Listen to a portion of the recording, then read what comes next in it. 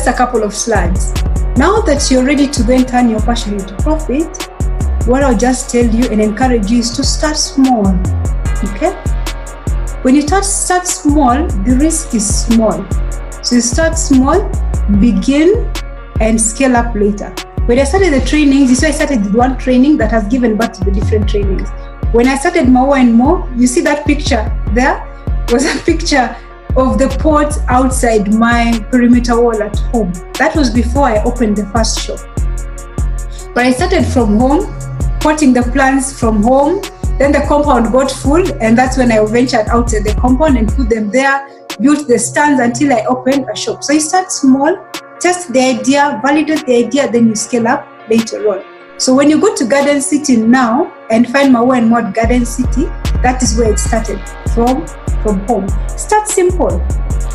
However big your vision is, start with the simplest aspects and then expand as you gain traction. When you start small, it doesn't mean that you're thinking small. It's just that you're willing to start. Then as the business goes, it gives you the feedback that, I need to grow.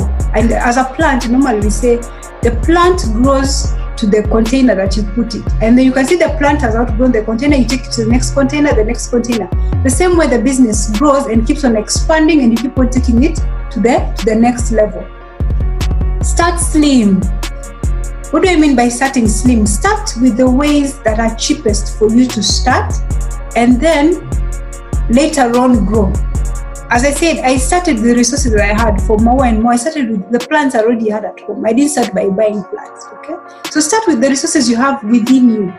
If it's in the service business, okay, like for the training, I started with what I know how to talk about, okay, with the knowledge that already existing is what I started with. So for you, your gifts, your talent, your skill set, start with that. But start slim. Don't start by, if you want to sing, don't start by creating a studio first. Start small from whenever you can.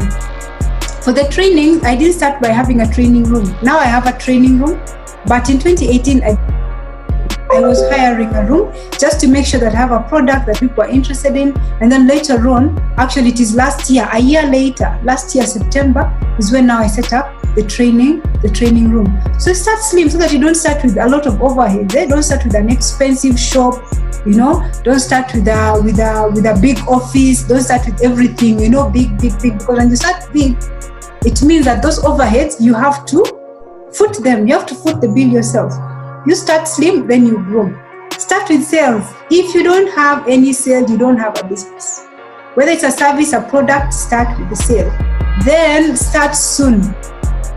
Someone said that the best way to get something done is to begin. Start soon. If you wait, there's someone who was telling me that what did they want to do? They wanted to start a coffee shop somewhere. And they kept on driving past there and thinking, I'm going to start a coffee shop. Then one day she was passing there to go, she realized there was already a coffee shop, like, oh, who went before me? So as you're waiting to start, someone else is also thinking of the same idea and they'll start before you. The famous Mark Zuckerberg said in his Harvard University commencement speech for the graduates, he said that ideas do not come fully formed, they only become clear as you work on them. You just have to get started. And he says, if he had to understand everything about connecting people before he began Facebook, I hope you watched, there's a Facebook video, I think it's called The Social Network or something. I don't know what it's called. I can't remember the name. But he started from his dormitory and he started with his friends, and now we are all on Facebook and doing our businesses there. But I'm saying if he had to know how to connect everybody and how the whole thing works, he would never have started Facebook. And so what prevents people from getting started and they have good ideas is just the business that the whole thing is not going to work. So start small from where you are. So are you ready to get started? The late Miles Monroe said that business is an exchange of product for value, service for value, ideas for value, talent for value, knowledge for value, program for value, solutions for value. So business is simply solving problems for value. So if you want to be successful, he said, do not seek success. Seek to become a person of value. And he says you will never be broke. So you can do all those things. You can have a product, a service, an idea, a talent. All those different things can get you started. But as you start, don't forget your flowers. Okay, I've mentioned these ones in my presentation in different words, but don't forget your flowers. Have your finances in order, legally register, organize your structures, have competent staff, have passion and creativity for whatever you're doing, build relationships for you to grow, and grow a business that is going to grow beyond you. Plan to grow beyond yourself. Plan to go beyond the founder. Thank you very much, and I welcome questions right now. Thank you for listening to me. Any questions, you can unmute and ask, and I can check the chat box and I see if there are questions there already.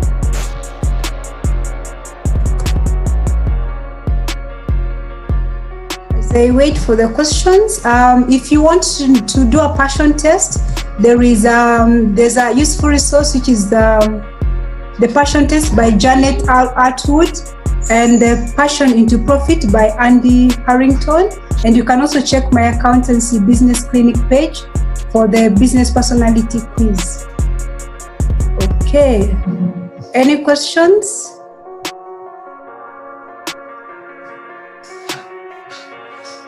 Okay, someone is asking, let us run through differentiation between profit and revenue and cash flows again. Okay, then how do you get to drive? Wow. Okay, let me see which question to start with.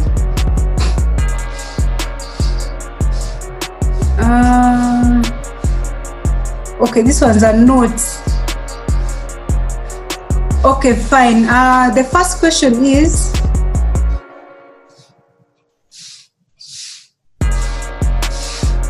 okay, sorry, how do you spell that? Sinis? I don't know, Sinis. You had a question, you raised your hand. You can unmute and ask it, or you can type it in here. So Linda is saying, run through differentiation between profit, revenue, and cash flows again.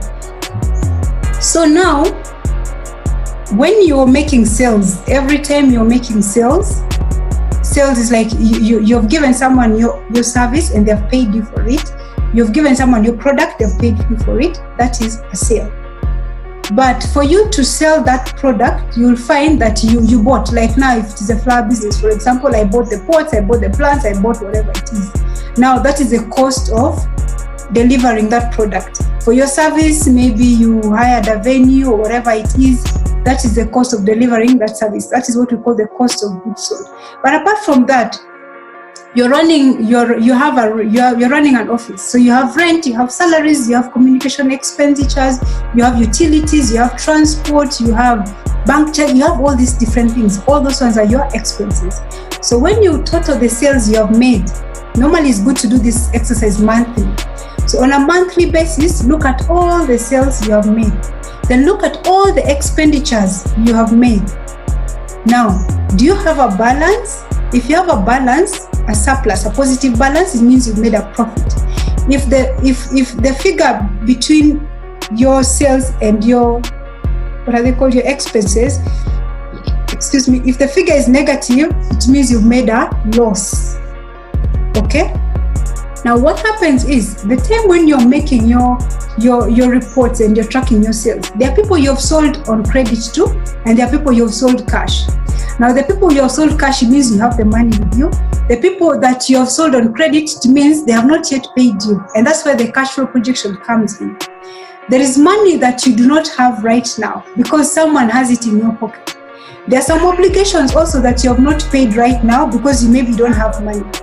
Now what happens is, you have to have a plan of saying, the money that I have right now, okay, how much money do I expect to have?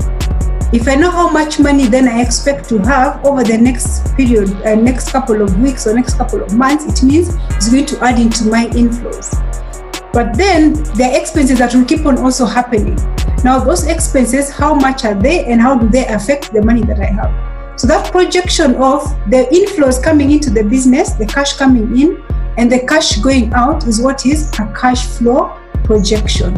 Okay, so one is the profit and loss just tells you made a profit or a loss. So that's just a statement. But whether you have money to run your business or not, it is a cash flow forecast that tells you about that one. Hope I've answered your question. And then the other one is asking, how do you get the drive to get going regardless, against all odds?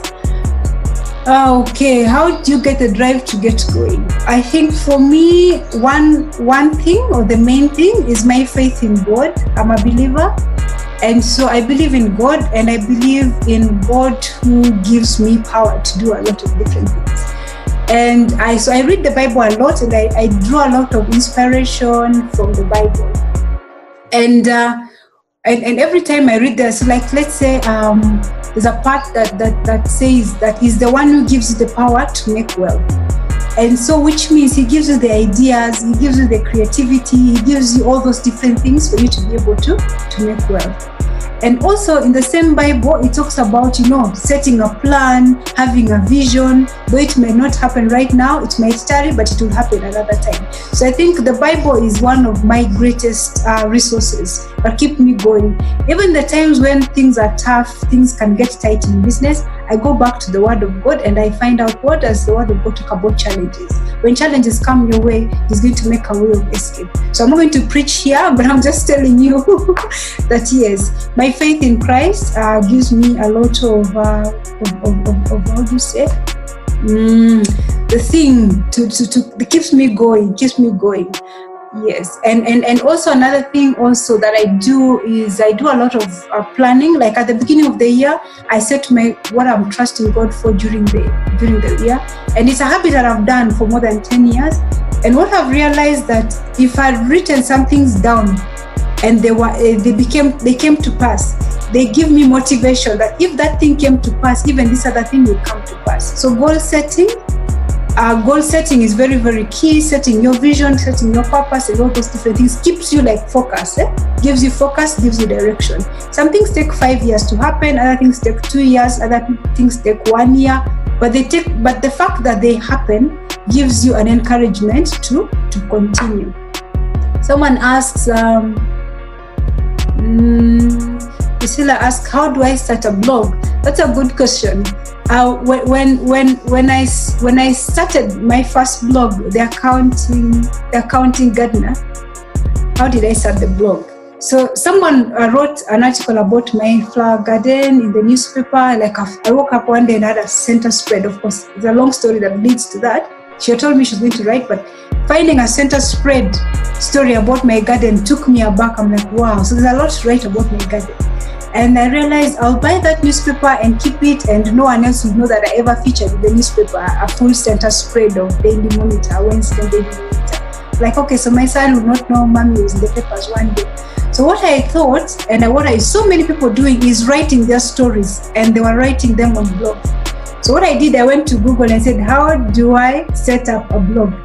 And amazingly, there were many different options, step by step, on how to set up a blog.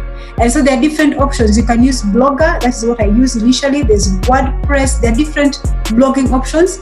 But when you go online to Google and say blogging options, it will give you the pros and cons of different blogging options.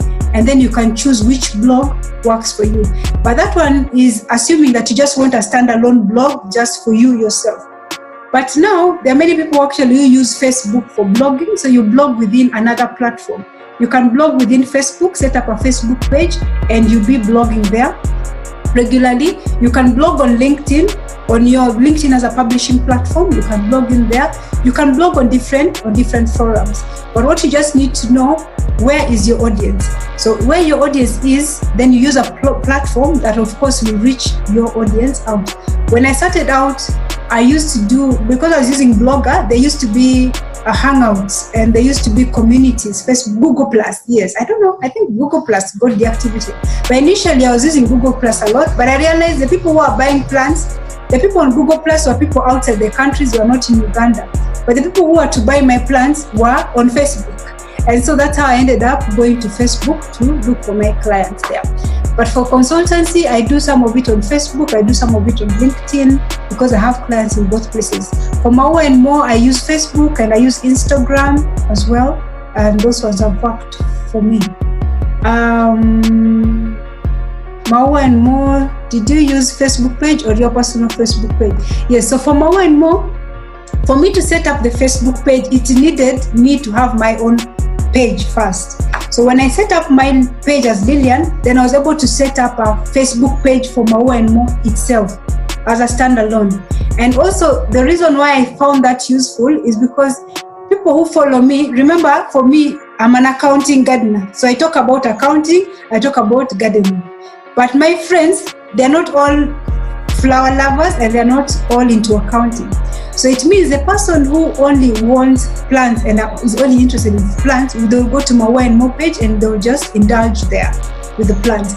And the people who are not interested in plants, they just want to do more of accounting in business, they'll go to the accountancy and business clinic Facebook page and they have their needs there. But still, my own personal page is a mixed grill of everything. Okay, so it's a mixed grill of everything. But the reason for having the pages is so that you can have your audience demarcated, and there are people who are not my friends, but they follow the Facebook page and they are happy to follow that. And it's easy also to do boosting or things like that on your Facebook page for your business.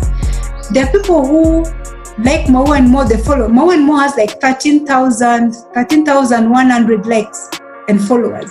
My personal page, I don't have that many followers. But because there are people who are just interested in Maua and More, they don't care about the owner. Then they just want plants and things like that. So I think it's good to separate yourself from the business and give the business its own identity and its own life.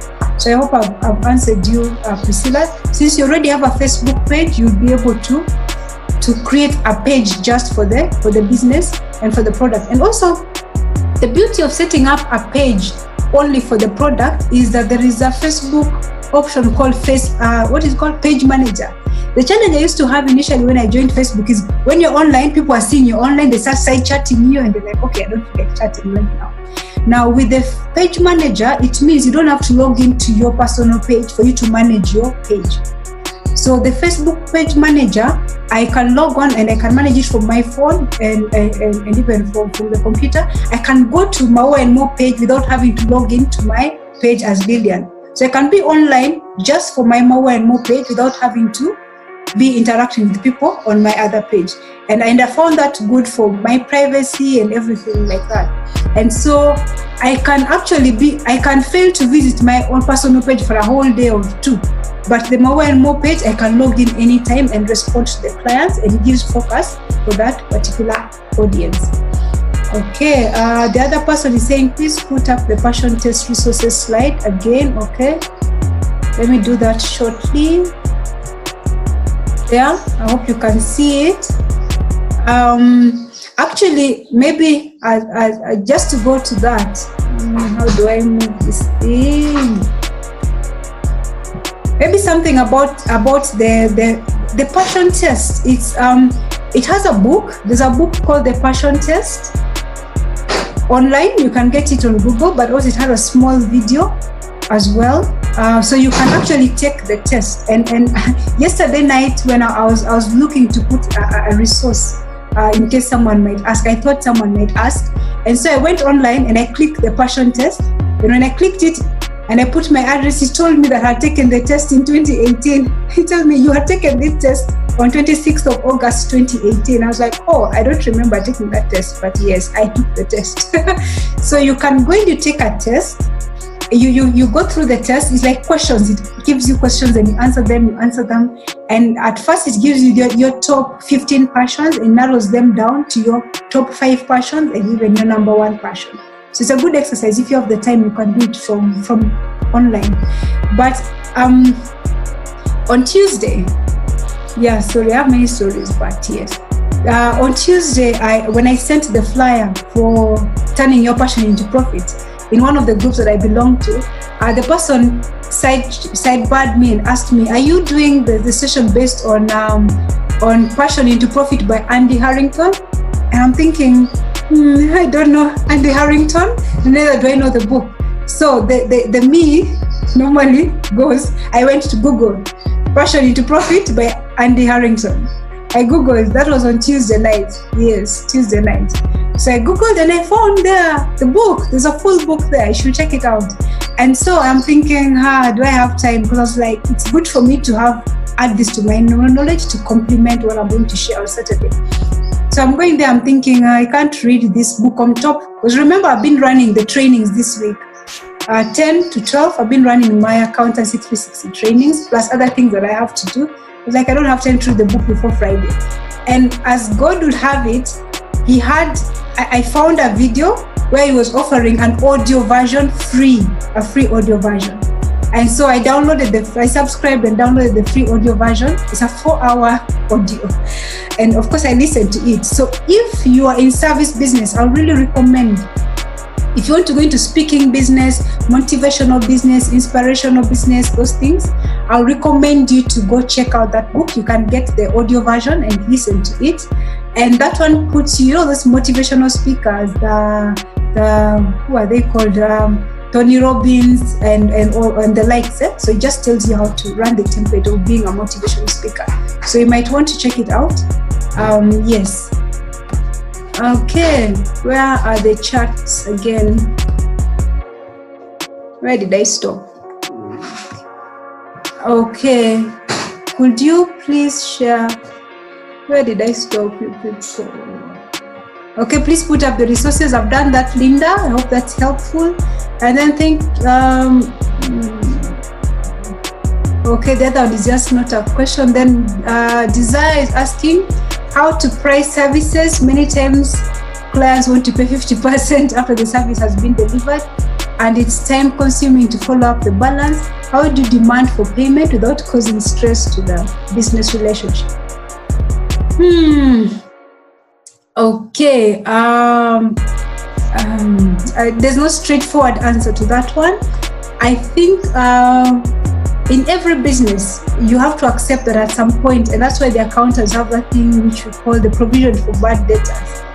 It's inevitable that at some point, as long as you're not doing cash basis business, at some point you may have to have bad debtors, and you pray that you don't have to have them. But what you do is make sure that you have a way of validating your customers before they become your customers. Before